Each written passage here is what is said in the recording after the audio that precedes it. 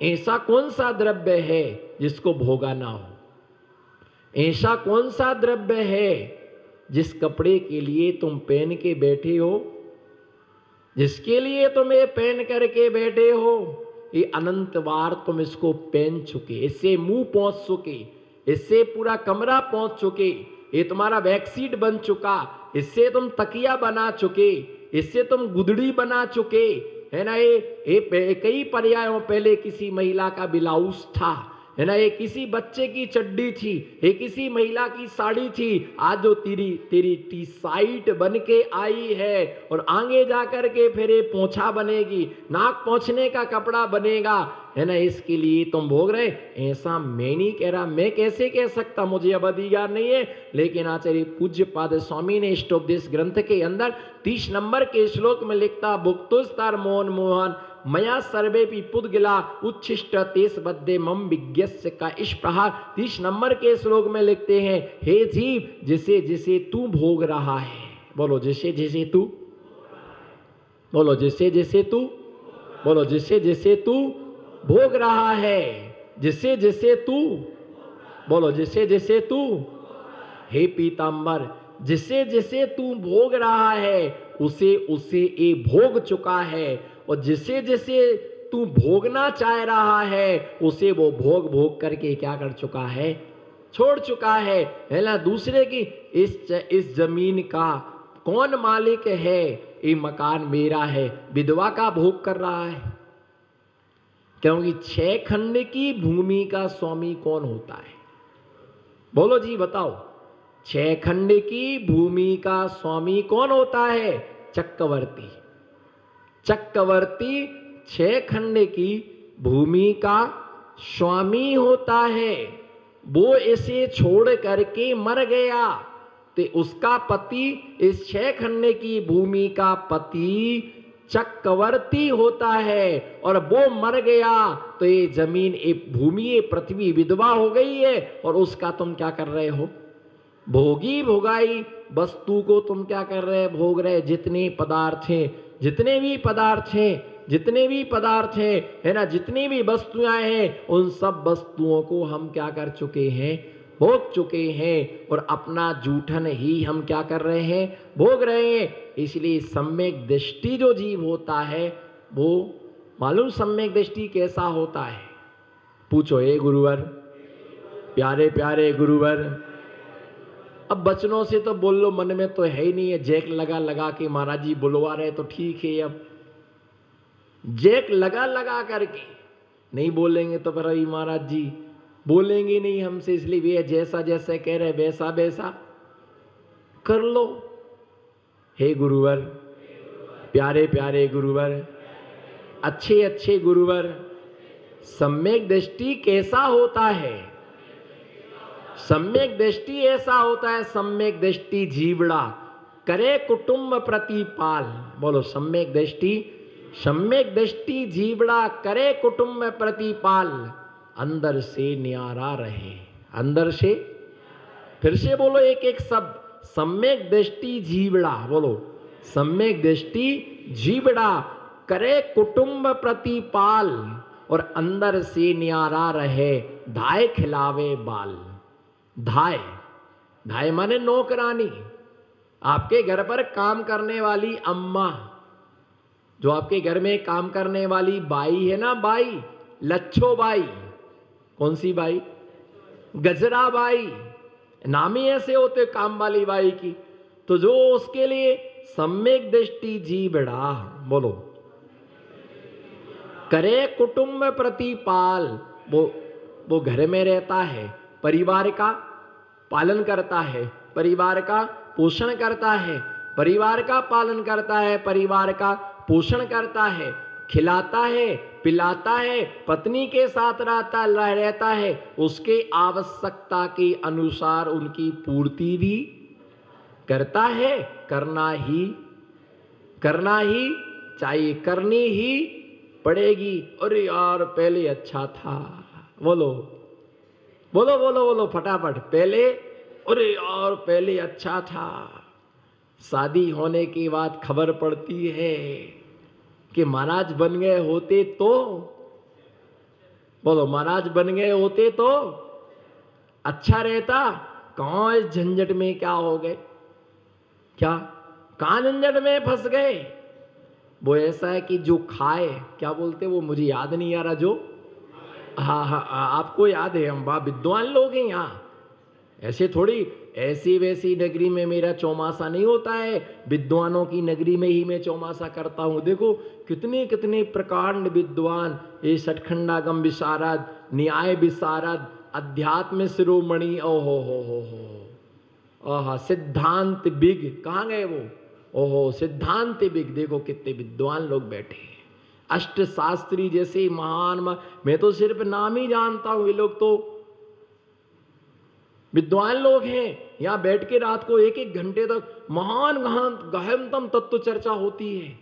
यहां बैठते हैं, अच्छी चेयर लगा करके, गोल गोल पंखा चलता है आराम से, है ना, ऐसी गहन चर्चा होती है, ओ हो सरवार सिद्धि के देव भी इनके सामने क्या हो जाते, सवा घंटे तक जो तत्व चर्चा होती है, 9:30 बजे से 10:05 तक तत्व चर्चा चलती है।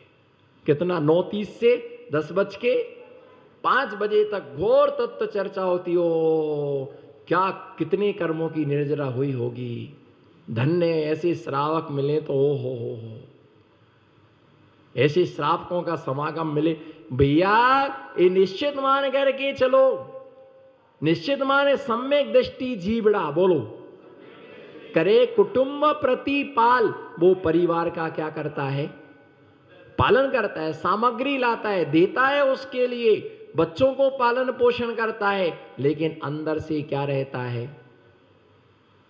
अंदर से क्या रहता है, अंदर से न्यारा रहे, वो अंदर से जानता है ये हमारे नहीं है, बोलो ये हमारे, और हम इनके, ये तो हमारा इनका नियोग और संयोग है, ये हमारे नहीं है, हम इनके नहीं है, ये ना हमारे थे ना हमारे हो सकते हैं, अंदर से न्यारा रहे, धाए खिलावे बाल, जैसे एक नौकरानी बच्चे के लिए खिलाती है ना, उसका ये दे दूध पिलाती है, पालन करती है, पालना झुलाती है, लेकिन ये सोचती है बालक मेरा, ये बालक मेरा नहीं है। आप शिखर जी जाते हैं, बच्चों के लिए गोदी में दे देते हैं, वो लेकर के चढ़ती है, लेकिन वो यही सोचती है बालक हमारा, ये बालक हमारा, झूला घर में दे देते बच्चों को, पति पत्नी दोनों ना,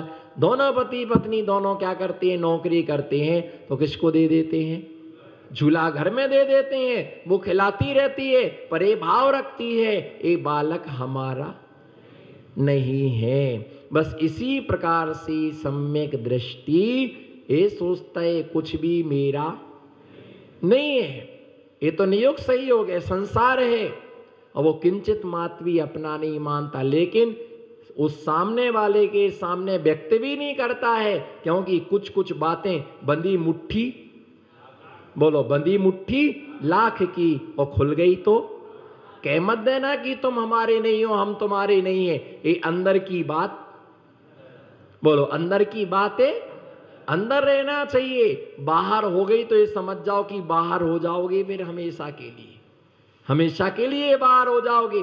जब इतने विद्वान थे तो ब्याह का एक रचाया फिर है, इतने विद्वान थे तो शादी क्यों रचाई, नहीं नहीं नहीं नहीं नहीं नहीं नहीं नहीं, मेरी तो बिल्कुल इच्छा नहीं थी, बोलो मेरी तो, बोलो ना मेरी तो, हाथ उठाओ, मेरी तो बिल्कुल इच्छा नहीं थी, ये डोकरी नहीं मानी। इधर हमारे तरफ देखो, उसको क्यों देख रहे हो, मेरी तो, इधर देख कलेजे पर हाथ रखो, मेरी तो बिल्कुल इच्छा नहीं थी, बिल्कुल 1% भी इच्छा नहीं थी, लेकिन ये डोकरी नहीं मानी। देख तो लो, देख तो लो, देख तो लो, देखना तो पड़ता, आज नहीं करे तो कल तो करेगा, करने तो पड़ेगी ना, देख तो लो, देखो तो फिर ऐसी छोरी बाद में नहीं मिलेगी, इसलिए निपट जाओ, फुर्सत हो जाओ। मेरी तो बिल्कुल इच्छा नहीं थी, बोलो मेरी तो इच्छा नहीं थी, और लेकिन ये डोकरी नहीं मानी। तो बरमाला तुमने डाली थी कि डोकरी ने डाली थी, है किसने डाली थी बरमाला, बताओ जी, आप लोगों ने देखा होगा। वरमाला डोकरी ने डाली थी कि छोकरे ने डाली थी? और 7 फेरे डोकरी ने लगाए थे कि थे ने लगाए थे? किसने लगाए थे 7 फेरे? तुमने लगाए थे? कोई किराए से मंगाया था फेरे लगाने को? लगाए थे ना, खुशी से आनंद फूट रहा था, बाहर बूंदी का लड्डू फूट रहा था और अंदर आनंद फूट रहा था।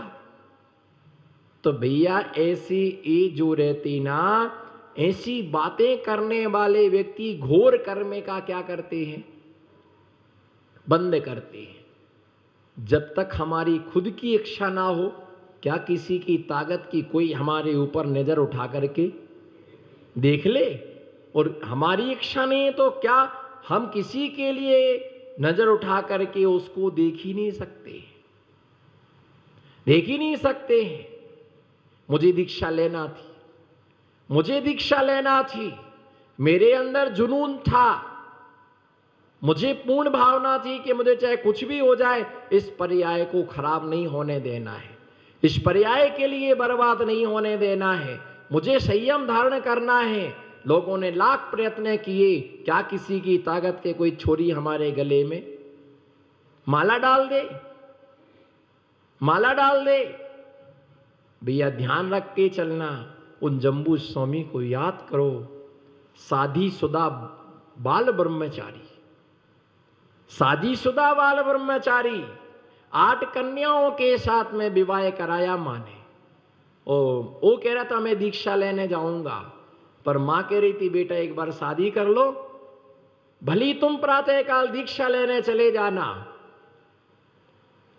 माँ पक्का वचन दे दो, मैं शादी कर लूंगा, तुम्हारी बात नहीं टालूंगा, लेकिन मैं प्रातः काल दीक्षा लेने जाऊंगा। ठीक है चले जाना। 8 कन्याओं के साथ में विवाह हो गया।